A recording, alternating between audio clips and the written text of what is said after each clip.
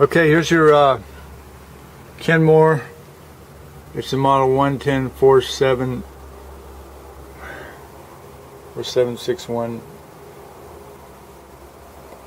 260 206 602. Anyway, I'm having a little problem with it. It's got a code, it's kicking a code out. And so code is F28 code. F28 code. So what I did is I pulled the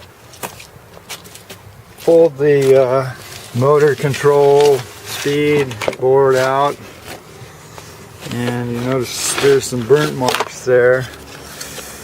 And then right here you can see there's one resistor bad. It got burnt out, and then there's two contacts that totally fried there. It looks like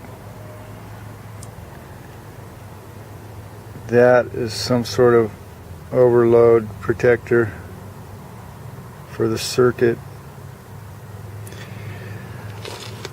So anyway, if you know what the problem is, please let me know. All the other connections look good. I haven't taken apart the other control box. There's another control box up here, and so not sure where the problem is. So if you know, give me a call or shoot me an email. EurekaRecycler@yahoo.com. Thanks.